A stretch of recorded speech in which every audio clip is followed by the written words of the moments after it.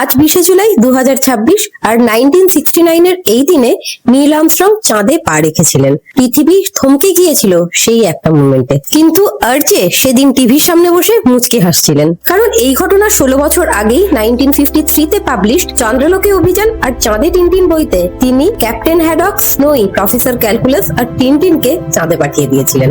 RJ যখন destination moon আঁকছিলেন, কেউ জানতো না চাঁদে আসলে কি আছে। কোনো স্যাটেলাইট ফটো নেই, কোনো ডেটা নেই, শুধু টেলিস্কোপ। তবুও টিনটিনের চাঁদে যাওয়ার অভিযানের ডিটেলস আর যে এত অ্যাকিউরেটলি এঁকেছিলেন যে পরে সায়েন্টিস্টরাও চমকে গিয়েছিলেন।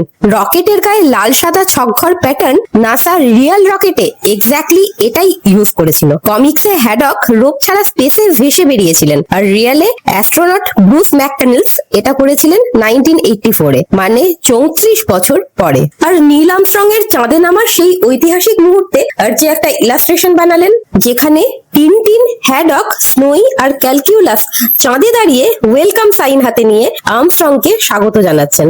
আসলে ভদ্র ভাষায় বললে they were welcoming Neil Armstrong with the message, আমরা অনেক আগেই এসেছিলাম। তাই আজকের দিনে 20শে জুলাইতে টিনটিনকে একটু অন্যভাবে দেখো। সে শুধু একটা কমিকের ক্যারেক্টার নয়, সে ছিল নাসার 16 বছর আগের একটা প্র্যাকটিক্যাল ব্লুপ্রিন্ট। আর সে ছিল তোমার আর আমার হারিয়ে যাওয়া ছোটবেলার একটা অবিস্মরণীয় মুহূর্ত।